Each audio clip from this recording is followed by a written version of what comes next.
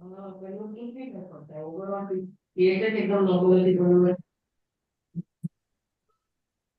अपना kind of normal है, लेकिन normal है। Is the मैं screen केसी के लिए normal है, कुछ भी कर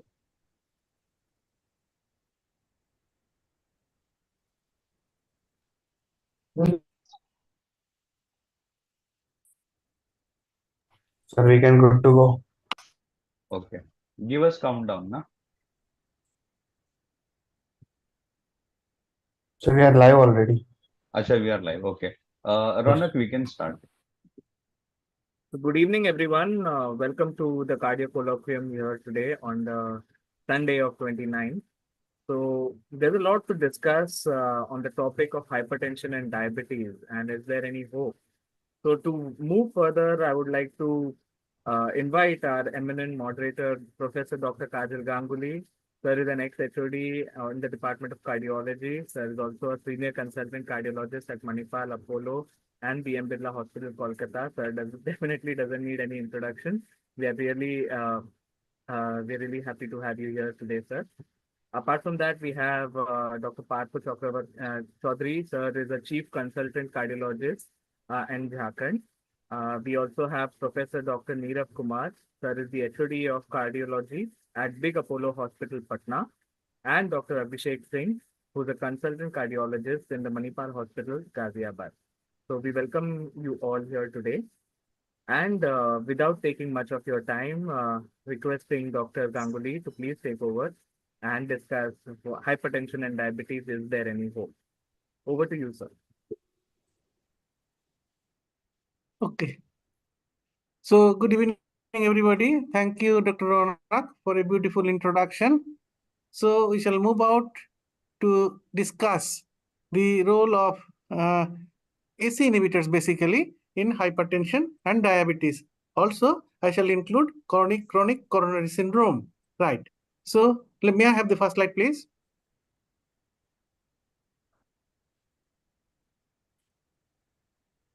So you can see the distribution of hypertensive patients worldwide.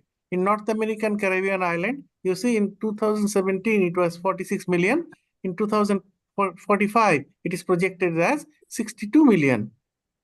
In Europe, again, 2017, 58 million. In 2045, it is 67 million.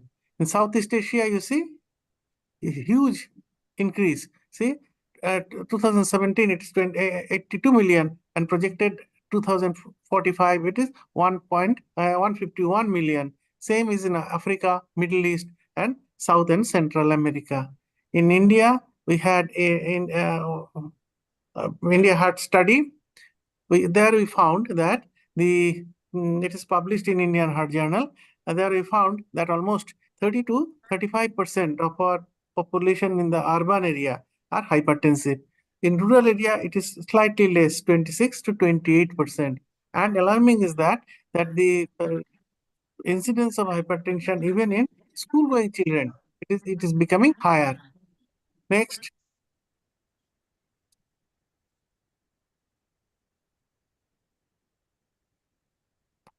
So diabetes and hypertension is the common risk factors which is due to this insulin resistance in both the groups, and associated with dyslipidemia, obesity, and genetic predisposition. It leads to this atherosclerosis, endothelial dysfunction, vascular inflammation, vascular fibrosis, arterial remodeling. All these lead to microvascular disease and also macrovascular disease, which are the common vascular changes in cardiovascular, which leads to cardiovascular diseases. Next.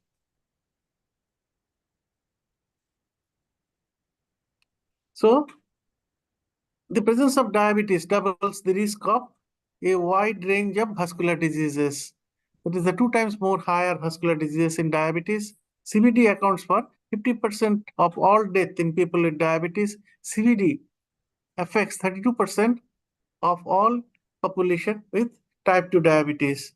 So 50% of the patients with diabetes will have cardiovascular disease in the form of that is the cardiac events like heart failure, coronary artery disease, or stroke, CBD, or peripheral arterial diseases. Next.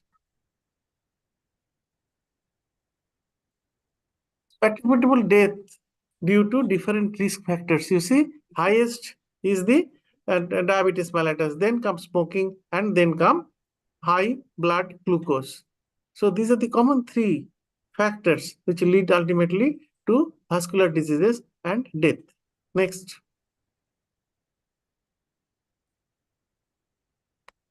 So in UKPDS, if you see, intense lowering of this diabetes causes decrease in the 14% decrease with 1% reduction in HbA1c in fatal and non-fatal MI. Fatal or non-fatal stroke, again 12% decrease, simply 1% decrease reduction in the HbA1c level. Amputation or death from PVD, 43% decrease per 1% reduction in HbA1c, 16% reduction of heart failure with 1% reduction of hemoglobin A1c. Next.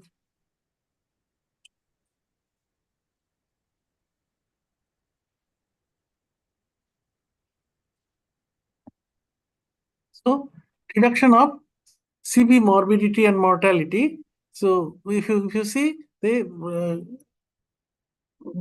that is the green one, BP from placebo or less intense BP lowering compared with the intense BP lowering associated with CV benefits. In all the studies, HOT, SHAPE, UKPDS, HOPE, I shall come to it, Europa, Progress, and this other IDNT renal and IDNT IM trial all shows benefit with intensive lowering of blood pressure compared to conventional treatment. Next, it is said 2 millimeter lowering of systolic blood pressure reduces the incidence of stroke by 10%, incidence of infarct, myocardial infarction by 5%. Is there any hope? Next. So, AC inhibitors, if you see, we have got number of trials in heart failure, post-MI, heart failure or LV dysfunction with dilated cardiomyopathy, ejection fraction less than 40%. We have got SOLVE trial, SAFE trial, AIRE trial, TRACE trial, and the SMILE trial. In high risk groups, we have got the Europa trial, Europa less high groups, and in HOPE trial, high risk patients are taken into consideration. Next. So HOPE study, it was published in 2000. Just to recapitulate, I shall give the outline only. It was a single, large, simple, fractional designed placebo-controlled trial to assess the AC inhibitor ramipril in patients over the age of 55 years of age with evidence of vascular disease or diabetic mellitus plus one risk factor. So it has got, it was published in 2000 only, and we have got HOPE sub-study, we have got HOPE 2 extension study, and ultimately we had HOPE 3 trial also. Next.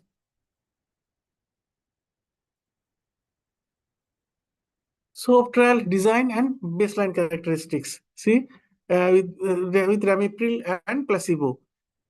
Hypertensive patients, almost same in both the groups. Coronary artery disease almost 80%.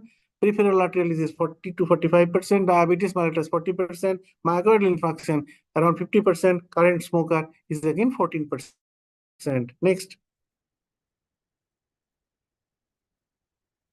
So that showed this reduction in the event after 1 year with ramipril in high-risk patients. It was alarming. It was very, very encouraging. See, relative 22% reduction in the event at 1 year. That is the MI, stroke, and CV death, primary outcome. Next.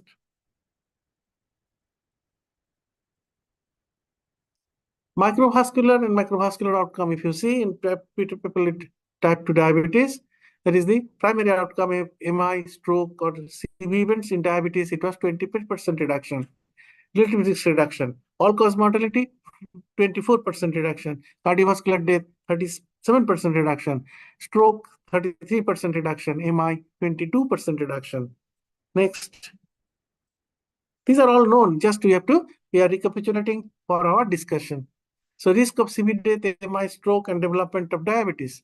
In HOPE trial, CV death, MI, and stroke significantly decreased. If you see, new onset diabetes significantly decreased. HOPE 2, new onset diabetes, also there is significant reduction. And in HOPE 2 also, this sub-study in diabetes, the CV death, mortality, MI, stroke in diabetic patients significantly reduced. Next. So, clinical impact, absolute risk reduction was very good, very encouraging, 3.8%. NNT, that is number to treat, is 26%, 26 patients treated for 4.5 years to prevent one CV death, MI, or stroke. Wide range of patients with vascular disease are included. High risk patients, 4% annual event rate. 10 milligram ramipril OD in HOPE trial, it was given to the high risk patients. You can see that the blood pressure reduction starts with 2.5 milligram, but this atherosclerosis reduction or the prevention of atherosclerotic diseases starts at 5 milligram. Next.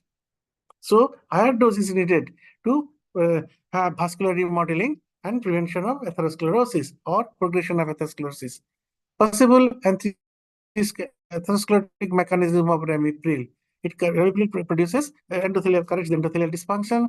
It causes plaque stabilization, and it also reduces the local mediators, that is cytokines, BCAM, ICAM, and cytokines. And it also reduces PI1, thereby it reduces thrombosis, inflammation, and also it stabilizes the plaque by its bradykinin effect. Vasoconstriction is prevented by bradykinin. We shall come to it. Growth factor reduction, it produces vascular lesions remodeling, and proteolysis prevention, it prevents plaque rupture. Next, this is important for us to prevent this cardiac event. So atherosclerosis reduction in HOPE and SECURE trial. Effect on intima media thickness, that is bicarotid ultrasound. That shows that 10 milligram ramipril reduced the atherosclerosis by almost 37% in carotid edema thickness, if we consider. Next. That is a non-invasive target for seeing the atherosclerosis. Next comes the Europa trial. Europa trial was done on perindropil 4 to 8 milligram daily. So it was done in low risk population with stable coronary artery disease. So it was again taken patients on hypertension, coronary artery disease, peripheral vascular disease, diabetes mellitus, myocardial infarction, and current smoker. All these parameters are almost matched in both the groups, perindropil versus placebo. Next. So atherosclerosis, as I've said, yes. So relative risk reduction was again 20% with perindropil 4 to 8 milligram daily. Next.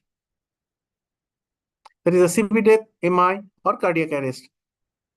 So comparing HOPE and Europa trial, you can see that there is significant reduction, relative risk reduction. If you see myocardial infarction in HOPE, 26%, death from cardiovascular causes is at 26% again, myocardial infarction 20%, and stroke again 32%, as I've said. In Europa trial also, relative risk reduction in cardiovascular mortality, MI 20%, cardiovascular mortality only 14%, non-fatal MI 22%, and total mortality reduction was again 14%.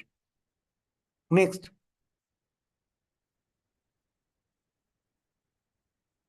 So in HOPE study, it was done on almost 10,000 patients.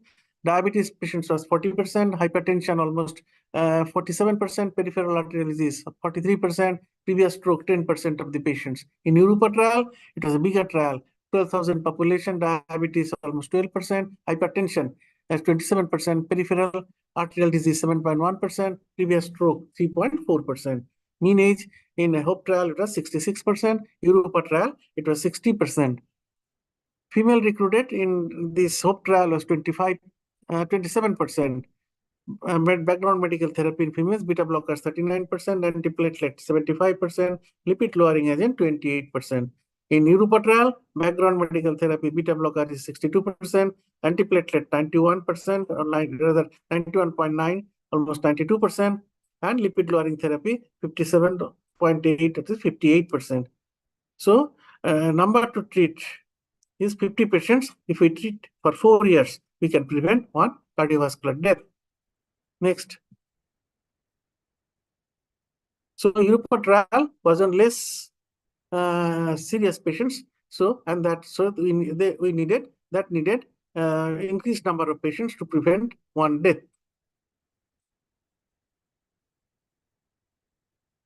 This is another trial. That is the LIFE trial. It was a double-blind, randomized, parallel group trial. Subset 55 to 80 years of patients, essential hypertension with LVH on ECG, losartan 50 milligram OD versus atenolol 50 milligram OD. Dose increased to a maximum 100 milligram OD. Follow-up 4 years. Losartan group showed relative risk reduction in total mortality. There is a 20%, stroke 25%, new onset diabetes 25%. Losartan was better tolerated. Rate of MI remains the same in both the groups. Next.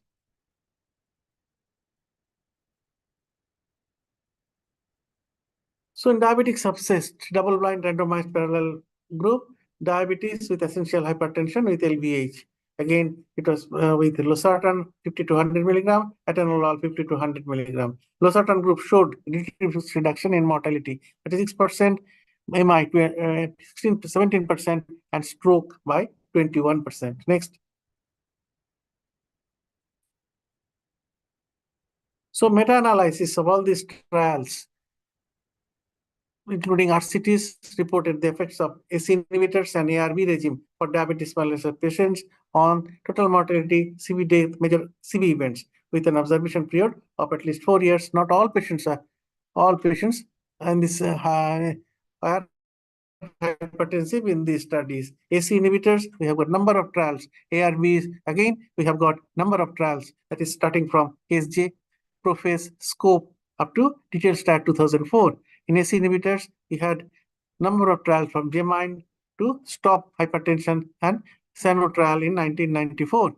And this HOPE trial again was published in 2000 and 2000. HOPE 3 was published in almost 2008 or 2009. Next. So ACEI reduced all-cause mortality, CV death, and major CV events in patients with type 2 diabetes, whereas ARB had no beneficial effect on these outcomes. Next.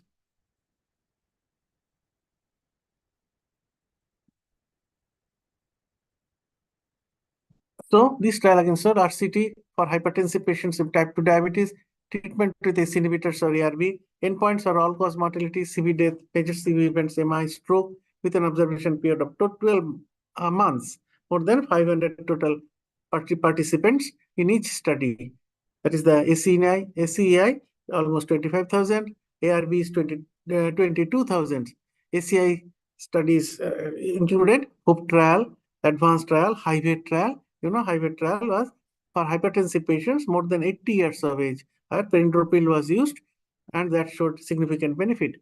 ARB studies, that is SCOPE, PROPHASE, roadmap with this olmesartan, Orient renal trial with irbesartan, and this TRESCENT trial again with this telmisartan. Next.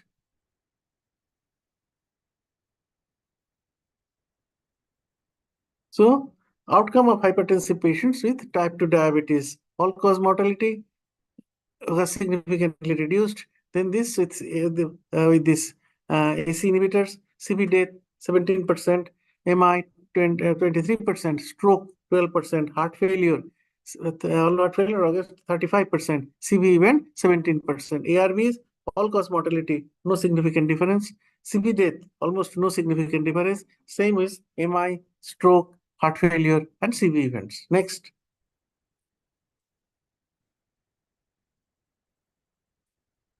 So the conclusion is that ACE inhibitors showed significant CV protection for all-cause mortality, CV death, and in hypertensive patients with type 2 diabetes mellitus. ARB has no beneficial effects on the outcome except MI, but that is also controversial. We shall come to it. In view of differential benefits on mortality and morbidity, SE inhibitors appear preferable to ARB for patients with hypertensive patients and type 2 diabetes. Next. So key message is that hypertension and obesity increase the risk of vascular complications in diabetic patients. In view of differential benefits on mortality and morbidity, it appears SE inhibitors are preferable over ARBs for patients with hypertension and diabetes. The benefits of SE inhibitors are consistent. SE inhibitors could be the drug of choice for intervention in primary prevention of diabetic kidney disease. Next.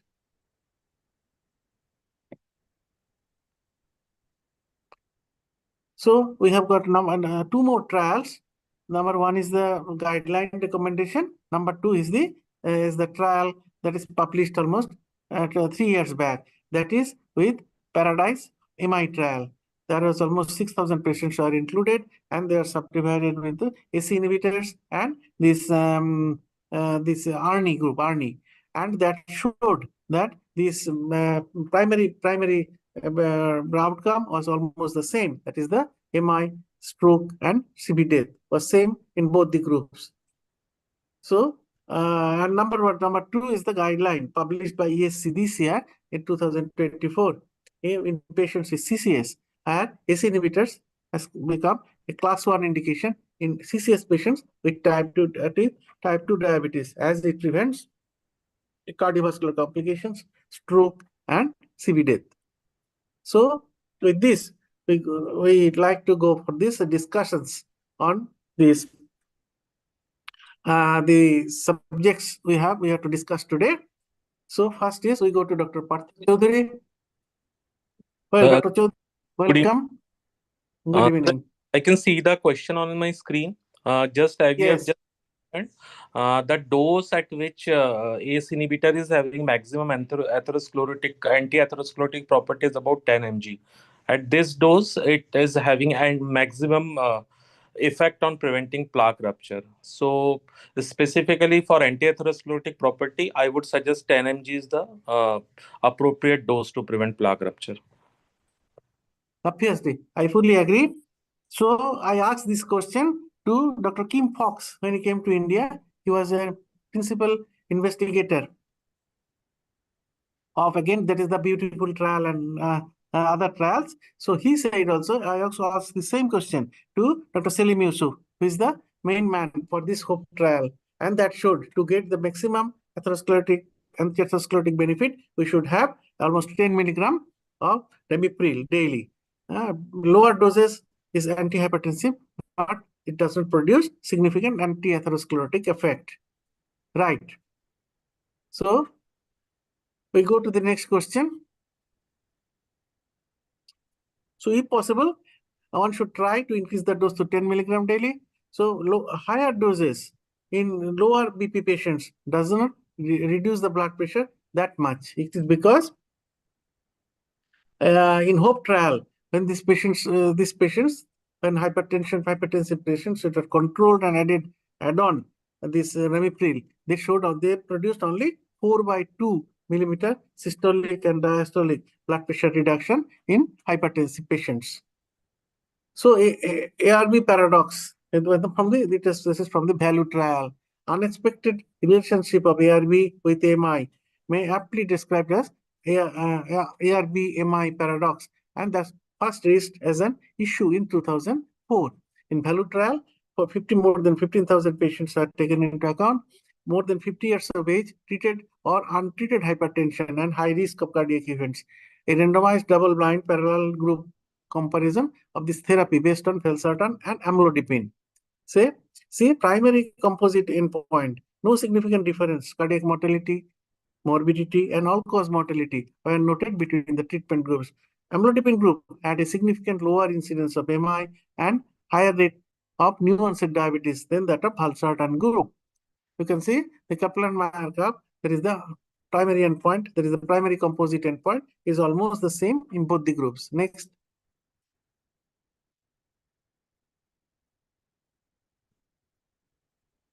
So from the value trial that predicted the primary endpoints, it's almost the same. Myocardial infarction is again was higher in the group where that is the ARB was used, that is the valsartan. Fatal or non-fatal MI, you can see that is higher, although not significant. It was higher than the group who are on amlodipine, and amlodipine also showed significant reduction in the incidence of stroke. Right. Next.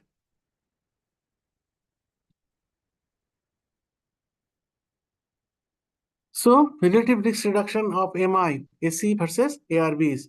If you can see IDNT, CHARM alternate trial, value trial, and high pressure scope live trial on target trial. Although that reduced the incidence of MI, but that was not statistically significant. Whereas you see HOPE trial and Europa trial, there is huge benefit in reduction of AMI, or following the AMI patients, following this AMI patients to use this drug to prevent subsequent atherosclerotic effect. Next.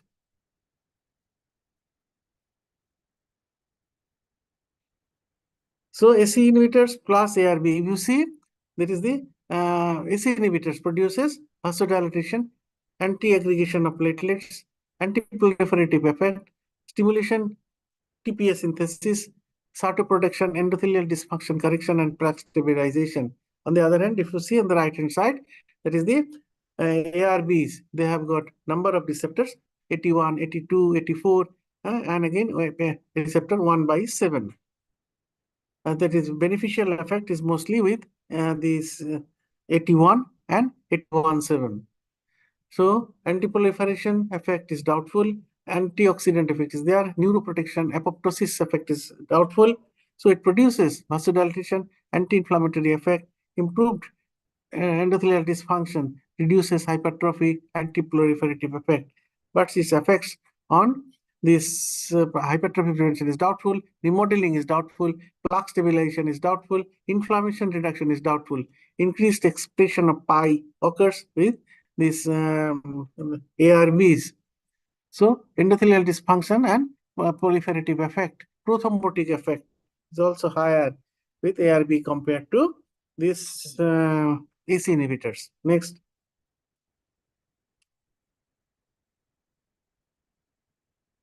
You see what causes the plaque rupture. If you see this with these ARBs, there is higher serum level of this metalloproteinase 1, which produces plaque. That is the increase the intercellular inflammation and produces plaque rupture. If you see with these SC inhibitors, this bradykinin effect. Bradykinin has got two receptors, 1 and 2. The vascular receptor 1 that produces that increases the serum nitric oxide level, and that is helpful in this plaque stabilization. So if you consider plaque stabilization, AC inhibitors is obviously better than that of ARBs. Next.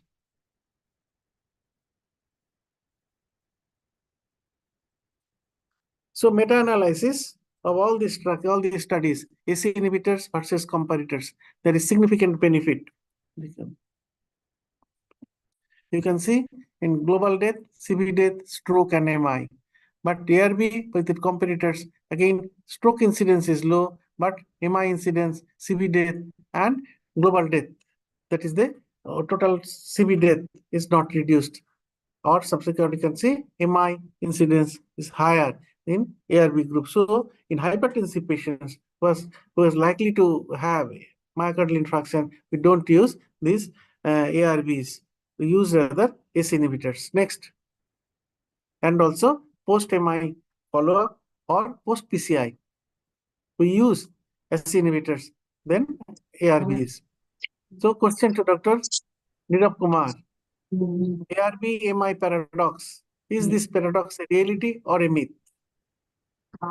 I think this is more or less controversial topic, whether it increases the incidence of MI.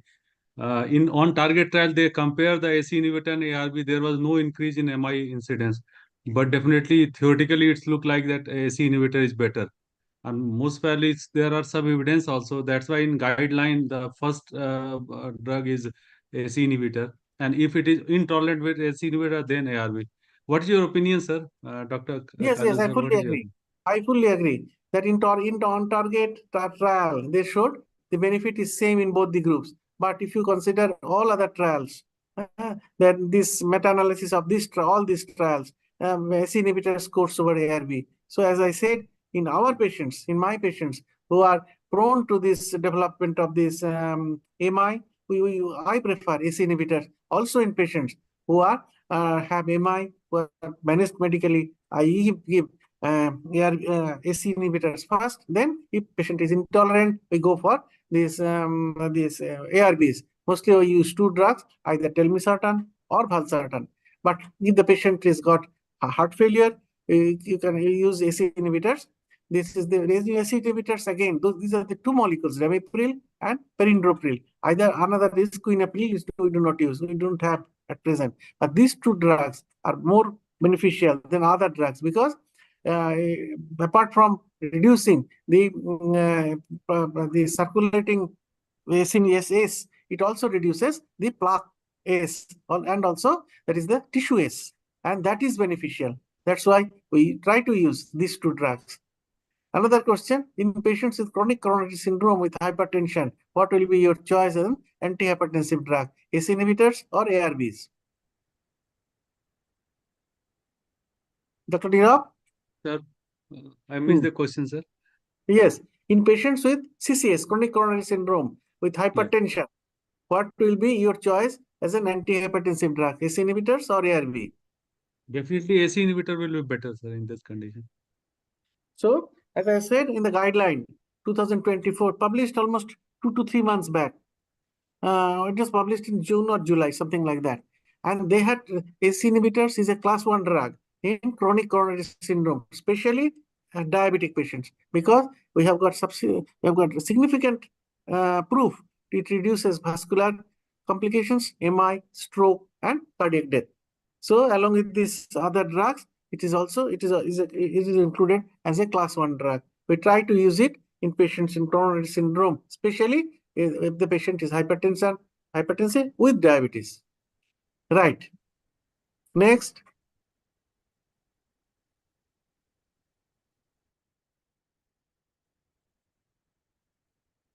Based on non-target study, should telmisartan be considered bioequivalent or non-inferior to these AC inhibitors?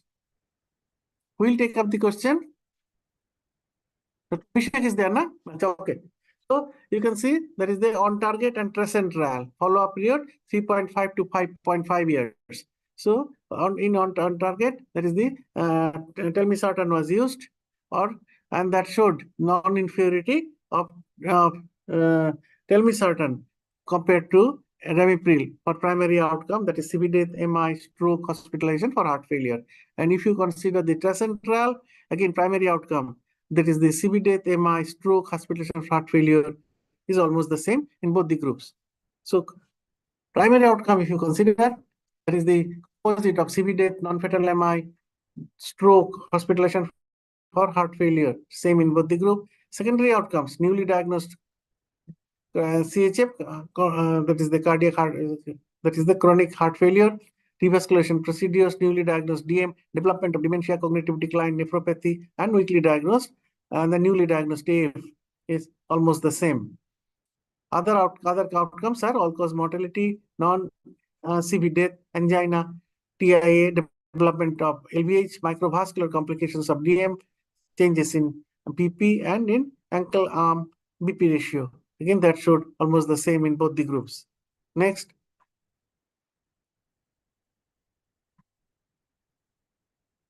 So, if you see the on-target study, ARB achieved a lower BP, marginally better than AC inhibitors, but also showed non-significant trend of 47% increase in MI. ARB, telmisartan, was not inferior to AC inhibitors for reducing the risk of major events overall and including CV death. And effects of angiotensin receptor blocker, telmisartan on cardiovascular death is high. Risk populations intolerant to angiotensin inhibitor enzymes in a randomized control trial. Again, that showed that the AC inhibitors is the first line. If not, then we go for this ARBs. Next.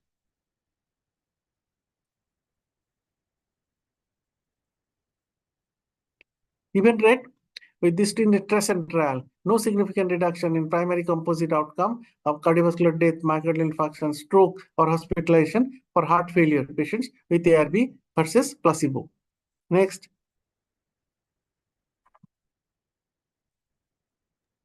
So now we go to Abhishek. Yes. Abhishek, combination therapy is preferred over monotherapy in hypertension.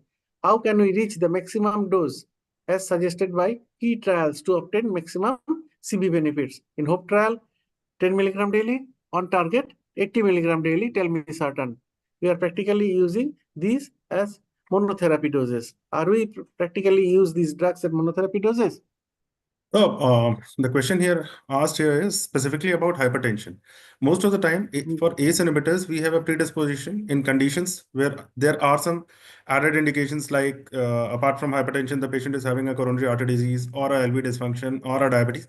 Means that drags us more towards the ACE inhibitors. But as such, if we talk about the potency, the ARBs are slightly more potent in antihypertensive effects as compared to the ACE inhibitors.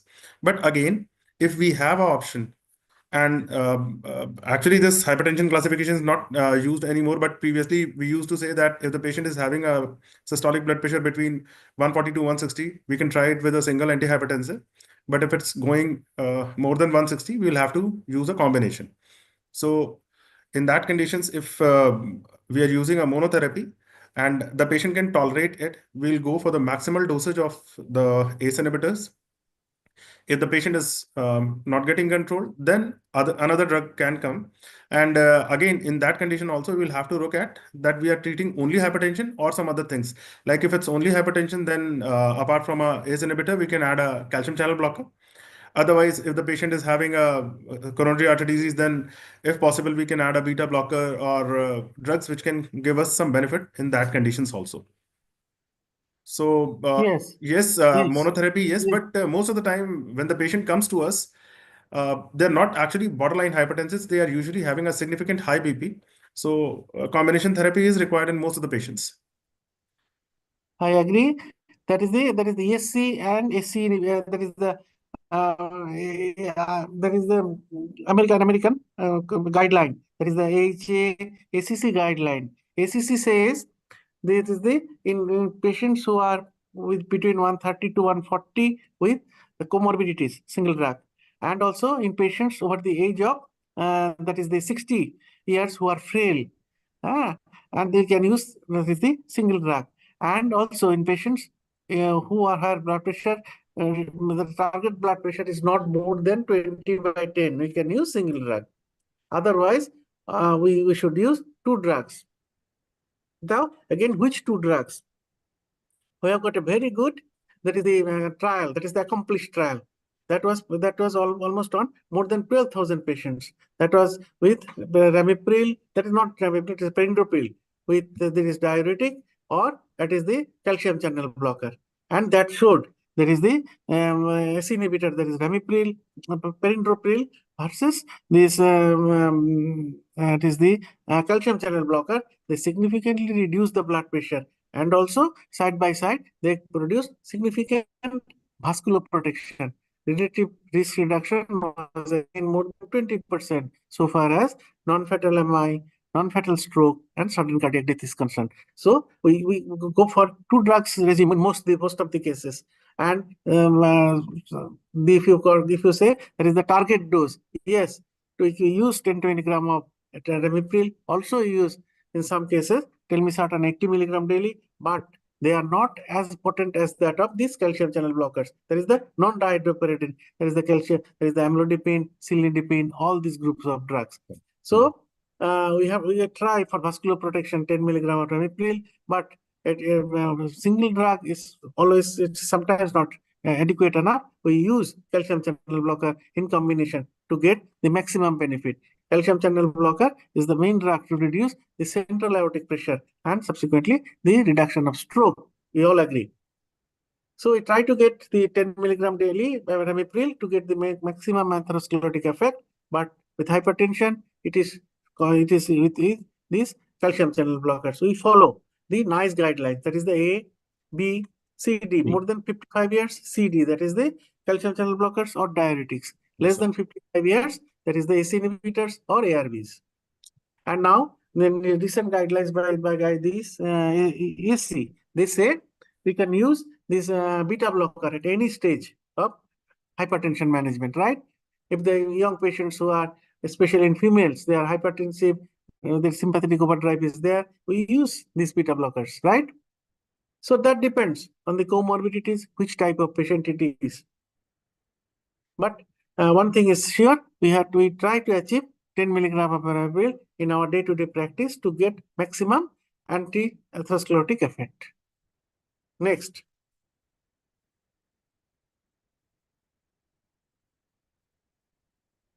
Again, Dr. Partha Chaudhary, what is your perspective on the clinical evidence of comparing ACE inhibitors and ARBs in the management of hypertensive patients with diabetes?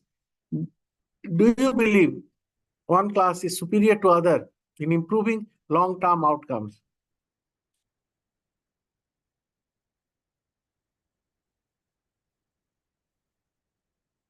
Dr. Partha Chaudhary? I can hear you. Yes. Sir, just you have discussed, we have a robust evidence and guidelines, trials and meta-analysis, which suggest ACE inhibitors definitely have benefits, especially in those hypertensive patients who are having multiple risk factors. So they should be given ACE inhibitors for having the maximum benefit and for having long-term outcome. They should be given. Do you believe one class is superior to other in improving long-term outcomes? ACE inhibitors should be preferred as compared to ARBs for improving long-term outcome. So, Dr. Chaudhary, if the patient has got renal dysfunction or to prevent renal dysfunction, and this ARB has got the more trials and more beneficial effects compared to these ACE inhibitors. So what is your view? For renal prevention, we have got number of trials. Sir, for renal prevention, I agree, but overall, sir, these diabetic patients are overall ACE inhibitors improves cardiovascular mortality, MI, heart failures. These sort of risk factors are more likely. It is more likely to be prevented by use of ACE inhibitor. But we prefer when there is the nephroprotection is concerned. So we try to go for ARBs in those cases, right? Yes, sir. Not all ARBs, especially telmisartan. It has got a huge evidence that it reduces the nephroprotection. Also, it prevents deterioration of renal function. Yes. Right? Yes. Sir. Yes. Next. But if you have a cardiac protection, obviously, ACE inhibitor is superior. And also, post-MI follow-up, ACE inhibitor is superior. Post-PCI follow-up, we routinely use these ACE inhibitors, not ARBs. Dr. Nirav? Yes, sir. How do you weigh the renal protective benefits of, again, ACE inhibitors versus ARBs in diabetic patients, especially in those with diabetic nephropathy? I think you have already answered this question, sir. Definitely in Yes. renal trial, there was definite benefit in favor of ARB, and in which losartan was used. Even in recent the Paradigm HF trial, the enalapril versus valsartan with the neprilysin inhibitor, there was benefit with the ARB arm. So definitely ARB is better than the SLB. But one thing is that in type 1 diabetes, in the younger patients with nephropathy, diabetic nephropathy, ACE inhibitors is superior to ARB. But we get mostly the type 2 diabetes with nephropathy, where we use, even the diabetologist use this ARB, mostly telmisartan. Right, next.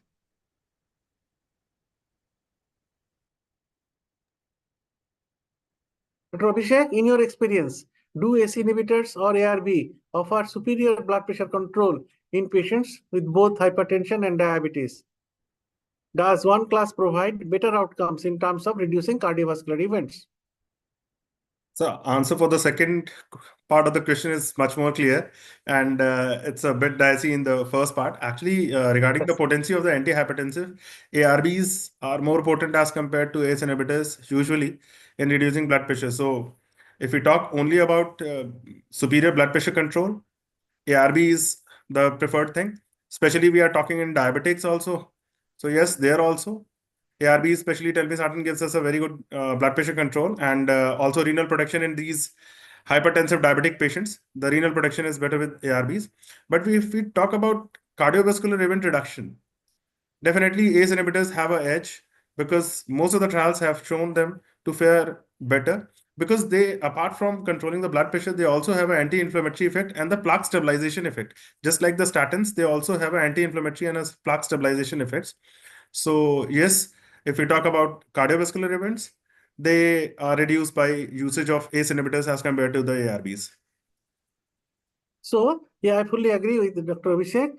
So, if the patient is hypertension and diabetic, so for these patients, telmisartan is superior so far as the nephroprotection is concerned. And telmisartan will also prefer in those patients there is no comorbidities, diabetic in younger patients, especially because of the fact that telmisartan has got a very long half-life. It has got the highest smoothness index. Trough and peak ratio is very small. So it's a sustained effect for 24 hours. Number two. Number three, it structurally is almost similar to that of pioglitazone. And let's say that it reduces by that the insulin resistance. Number four, it has got these anti-lipid effects. Although theoretically, I don't know, but the lipid effects, that is, it reduces marginally LDL level. So in diabetic patients who have got no other comorbidities, ACE inhibitor it can be used because, and number four is that ACE inhibitor, that is the ARBs, are well better tolerated than ACE inhibitors. Almost 20% of our patients have cough or some amount of COPD, bronchitis, all those things. So in those patients, we are very hesitant to use these ACE inhibitors, whereas ARB can be used. ARBs are user friendly, but if you consider the nephroprotection, again ARB is superior in type 2 diabetic patients with hypertension. But if in cardiovascular protection, cardiac protection, that is it is by these ACE inhibitors, either this ramipril or that is the perindopril, because as I said, it reduces the tissue ACE, and that is important in our practice to reduce the cardiac events. Right. Next.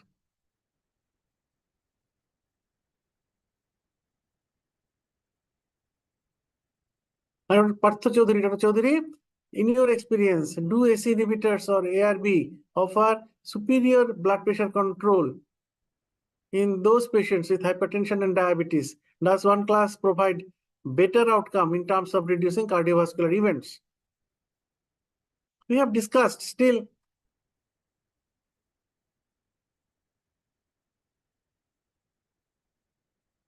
Dr. Partha Chaudhary?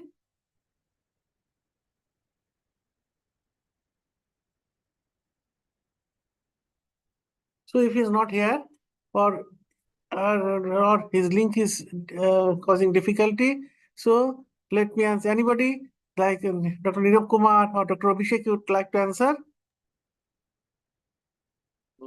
I think we discuss the hypertension Yes. control with the ARB is better, more potent than the ACE inhibitor. Right. The definitely majority of the trial definitely there is evidence in favor of ACE inhibitor for cardiovascular protection. Yes, sir. Actually, the last Right. question was nearly similar to this Yes. question, which because again it's hypertension with diabetes, and the second part is regarding the cardiovascular event protection. So it's the same question again. So we have already discussed this. Right. We have discussed it, right? Yes. Yes. Yes. Next.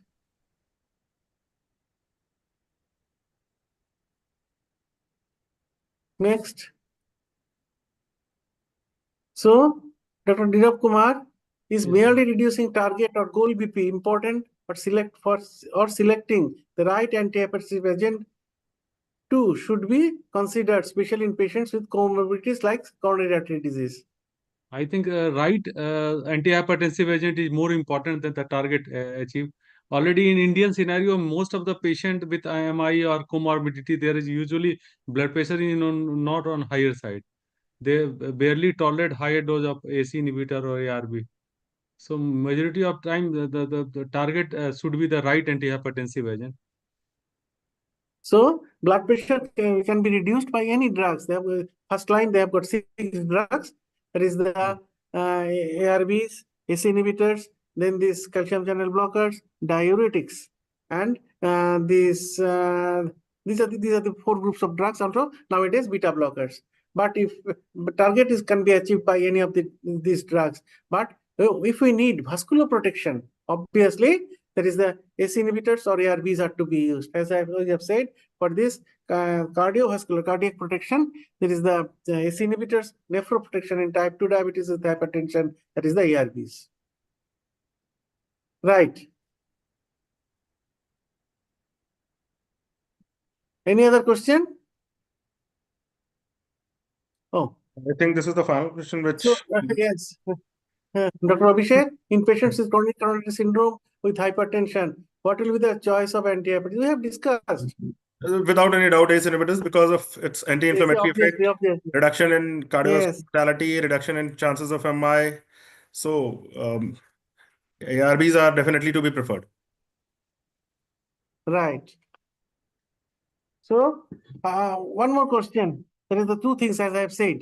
In post-MI situation with LV dysfunction, nowadays I've seen some of my colleagues, they were using this ARNI. But I always try to say them, see, we don't have the trial that post-MI within 3 months. That is helpful.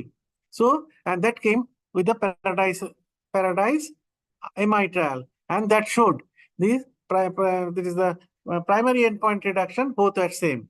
So what's your view? Have you used?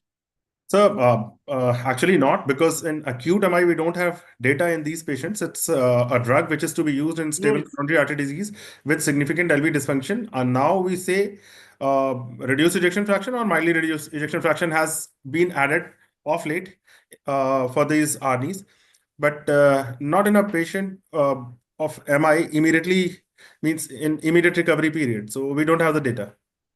There is increased So, chance of renal failure also. Acute renal failure will increase because of the hypotensive effect of the ARNI. Exactly, because they are acting as a very potent antihypertensive also. So many a times these patients are already having a borderline LV function. They are in failure. We are also using diuretic, and along with that, if we are using a ARNI, which is a potent antihypertensive, the patient may have renal perfusion issues.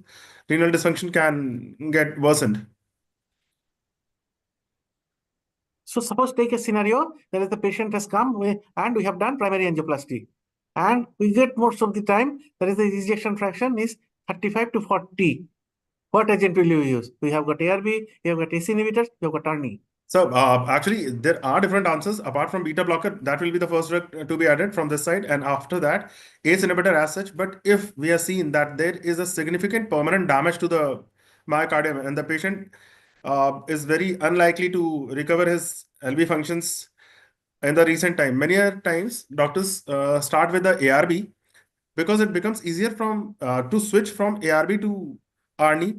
And if you start with the ACE inhibitor, then you'll have to give a washout period, and after that, you'll start with. So I've seen people doing this, that they start directly in these patients of MI with ARB, and after say 3 months, if they don't find the improvement in a LV function, they switch over to ARNI. Actually, you're right. So after an infarct, remodeling takes place almost 3 months' time. So during that period, it is better not to use ARNI. We use the ACE inhibitors, or if we use at all, that is the ARB, it should be valsartan in LV dysfunction. Because the telmisartan, we don't have much data. Only data we have is the value trial. That is valsartan, right? So we can use it after 3 months and then wait. We have seen substantial number of patients of primary angioplasty we have done. In 3 months' time, their ejection fraction comes up to 40, 45, 45. So So they don't require after that, this group of drugs, ARNI.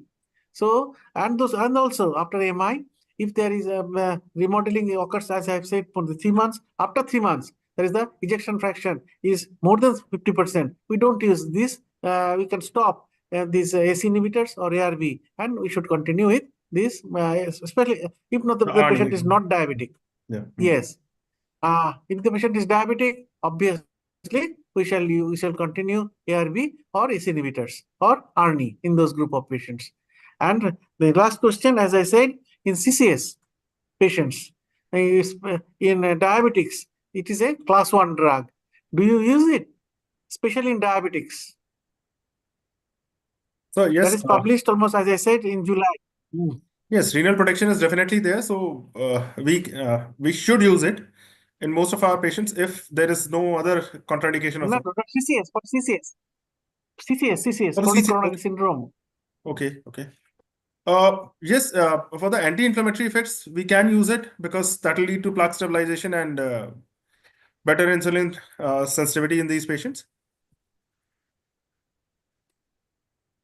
Yes, so it is a class 1 drug apart from these beta blockers and others, especially in diabetics. So to sum up from today's discussion, it is very clear that ACE inhibitor, especially ramipril and perindopril, has got a place in the treatment of cardiovascular diseases like CCS in diabetics or in heart failure or blood pressure reduction in patients who have comorbidities. So we should not jump to other drugs like this ARNI and others from the very beginning, because ARNI is a very rather a strong antihypertensive drug, and also it should not be used in patients who has got renal dysfunction, who are hypotensive, and those who are these dehydrated patients, because that can produce the catastrophe. So ACE inhibitors has got definitely a role in our cardiovascular management. So what are your view? Last comment, Dr. Abhishek and Dr. Nirav. I think, sir, one thing I want to add, sir, because after the COVID, recently we are noticing in Bihar, in Patna, there is increased chances of cough and incessant cough, not controlled by any medication if someone is taking AC inhibitor. And this is very common. Up to 25 to 30% patient develop severe type of coughing. What is the Yes, I fully exactly? I agree. don't know. I So fully that's agree. why we are fearful in adding and starting the AC inhibitor, So particularly yes, in. yes, I fully agree. As I've said, as I have also said, that if almost 20% of our patients, they have got either overt bronchitis or COPD or asthma. So, and some are subclinical, and there becomes obvious with the use of AC inhibitors. We must be very cautious because incidence of cough and COPD is very high in our population. So in those cases, we should be very cautious to use these AC inhibitors. Rather, it is safe to use ARBs in those cases. Right? We wholly agree. Actually, in view So of this cough only, most of the time, if the patient has come only with hypertension and there is no other compelling indications, most of the clinicians play it safe and directly start with the ARB because the incidence of cough is lesser. Dry cough is significantly lesser in these ARB patients as compared to the ACE inhibitor patients. So, if you don't have a LV dysfunction, if you don't have a diabetes, is a young hypertensive who has come to your clinic, not very keen in regular right, follow. In those patients, it becomes very difficult to start with ACE inhibitors as a first drug because if the patient develops cough, they get irritated that look, there's yes, another problem which has started apart from this hypertension. So yes, mostly we get guarded yes, I on this. fully. So these ARB are very user-friendly drug. Chances of complications are less. Patient's tolerance is good. So in those patients, as I have said, in younger patients, we use AC inhibitors, right? Have ARBs rather than these AC inhibitors. But in patients who have got comorbidities, obviously we shall use it. So we are almost at the end of our discussion. We had a very good discussion on this ARBs. And over to this Dr. Ronak or Yes, sir. So thank you so much, Dr. Ganguly, Dr. Abhishek, Dr. Neeraj Kumar, and Dr. Partho again for an insightful discussion. We were really hoping to see what your clinical views are regarding the use of ACE or ARB, especially in the hypertensive diabetic population. So thank you so much for highlighting your clinical insights for the same, and I'm sure that all the audience has also gained something more out of this discussion. So thank you so much, everyone. And Thank you. Ronak, any question from the audience? no, sir, no Any question from the chat no box? questions from the audience. Okay. Yes. And I think So the we can- discussion was well enough to summarize everything, and you have also asked a few more questions, which kind of picked and choose all the other aspects of this topic. So thank you so much, Dr. Ganguly. It was really a pleasure.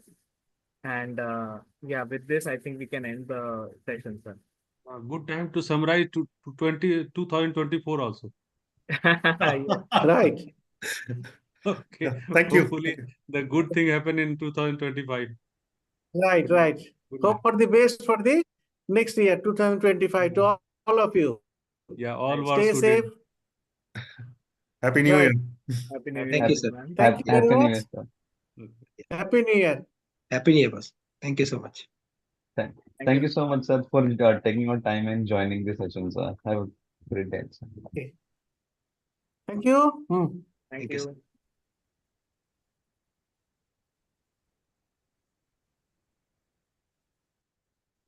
You can end it. Yeah. Please. Nirav, we can stop the live, okay? And we can close this.